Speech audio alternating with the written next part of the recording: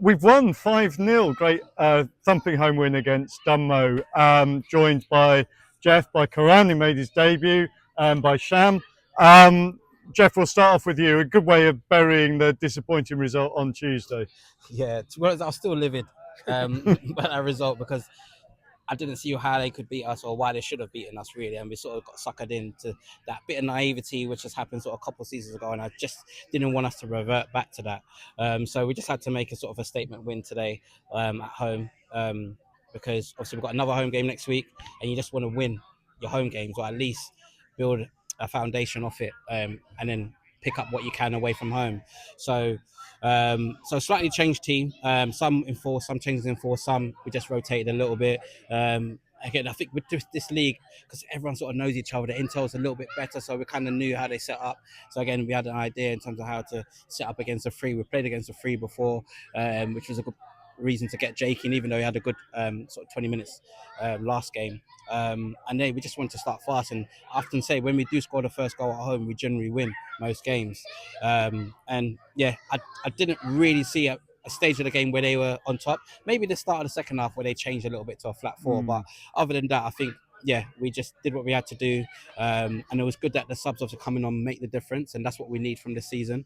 Once they got tired out, the subs came and produced that little bit of quality that we were missing. And then obviously when you got Fred being as clinical as he is, makes the score emphatic. But the score doesn't flatter us. If anything, it could have been 6 or 7. Yeah, absolutely. I'm going to turn to Korahn now because you were one of those changes. You watched the first half from the bench. We were 2-0 up, but then you got on second half to make your debut.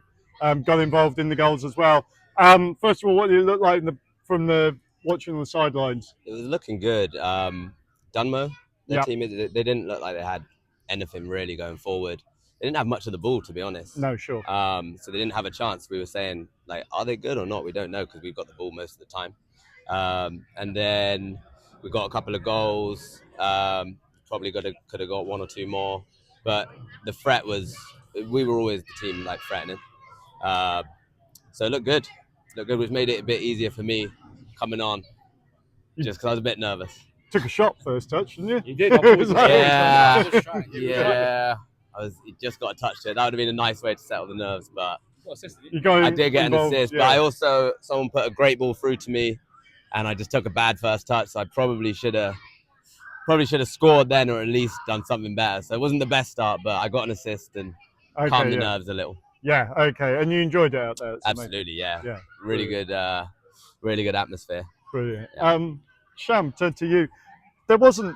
I mean, what we knew of them, they started the season quite well. I mean, it's kind of the Dunmow team. So, what did you feel like going into it? What was the plan after Tuesday? Try and address those. I mean, be a bit more clinical. So when I saw those both teams lining up, I didn't recognise none of their players. It's completely changed from when we were in furlough on two seasons. Yeah. I think they changed the chairman as well. Right. Okay. So yeah, it looked like a mixed bag team, to be fair. And with the furlough on, it's weird, this league. Everyone beats everyone. Yeah. Like even the results today. Yeah. So you can do much intel as you want, but I just think it's what happens on the day. Yeah. And we saw the way they set up at the back in the first half with a 3 at the back, and we just thought, get the ball out wide to people like Jake and Fred and punish them, use our pace. And I don't think we've done it enough initially in the first half with Jake. But then once I think near the half hour mark, we had a little drinks break. We told them, look, you can see where their weaknesses are, exploit it. Straight away when we restarted the first half after the drinks break, we scored. And really and truly, we should be 5-1. I think, at first half. The Jake goal, I mean, it wasn't Jake's goal, but it was Fred's goal. But again, actually, thinking about the final last year against SC Dons, it was a very similar sort of goal with him putting the ball across and Fred tapping in at the far post there as well. But then Andre scores that flick as well, which again we've seen Andre's flick in pre-season, I think, haven't we? It's a weapon. I mean, Jake is really good at that as well. Like sometimes the ball's stuck under his feet, but he can dig out some superb crosses. I mean, he put obviously the ball in for Fred's goal. Second half, he put another one to Fred. Well, it was going to land on his head, and I think the defender quickly flipped it away. But yeah, Andre was live wire today. I thought he led the line really, really well. Yeah. He gambled on the second ball and flicked it over the keeper, but that's what we've got to do at home. When we're on top, I keep telling our team we've got to punish teams.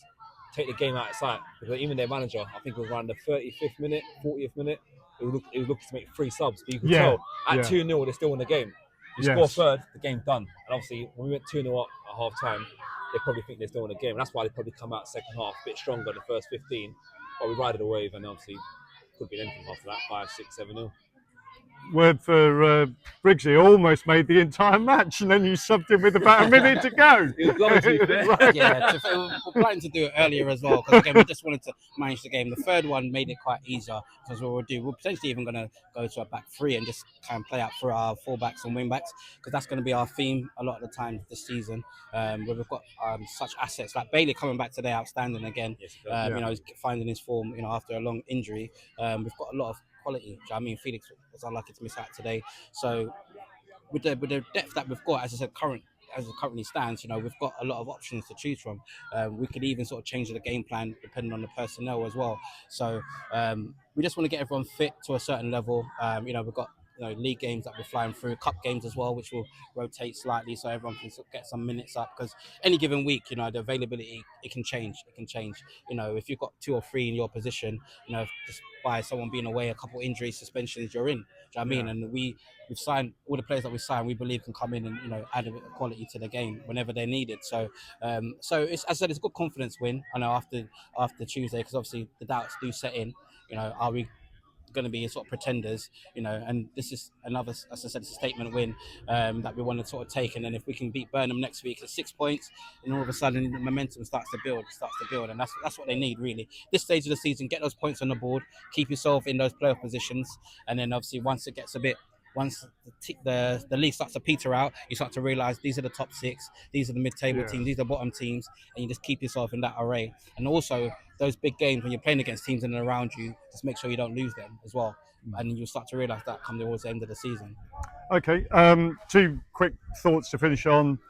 Fred got 4 goals, so you know we have to acknowledge that. But obviously, like, it's good for him to get off the mark with so many goals in such a short space of time. Yeah, look, we don't say much more about Fred. We know he's one of the best forwards, could potentially be the best forward in this league when he's on song. And when he gets into those positions, if you see the calmness and the precision and the decision making in terms of what finish to use, that's a quality player. Yeah. You know, and that's where we can utilise Fred as much as possible. Because remember, he scored those goals from playing up top. Now he'll say to me, play me up top a bit more, but I prefer him wide. I think he's better facing up defenders, you know, going at them, you know, and sometimes it's a bit different game when defenders are coming through the back of you. Fred won't enjoy that. You know, but that shows his flexibility, versatility, you know what I mean, and what he's got. And yeah, 4 goals at any sort of level, to be honest, it's a great achievement, and, you know, we appreciate Fred as much as possible. And finally, I mean, you want to say something? No, I was just going to say a brand new season, but we've still got the same atrocities going on all over the world. Yeah, no, and very again, true. we've got a Palestine store here today. Yep. Raising money, raising awareness. Please don't forget them. Young kids, women, people are still dying out there. It's a genocide. Yeah. People don't like saying the word. That's what it is. No, it is a genocide, and it's horrific what's going on. And we'll carry on making statements with our club and carry on doing charity work as much as we can do to shed light on what's going on.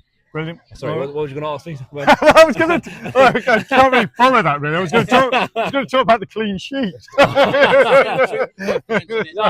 the Jack. Yeah, I think it was Jack's 50th clean sheet. Yeah. Somebody just said that coming in. So 50th clean sheet. But yeah. As you guys know, you get clean sheets. You keep a lot of clean sheets. You're league contenders, aren't you? Yeah. Do you know what I mean? Yeah, as people were saying it, a solid defense wins you the league. And that's what we got. That's our aim, and that's our aims this year. I'm never afraid to say it. We want to win the league, and bare minimum, if we don't, then playoffs is where we need to get to.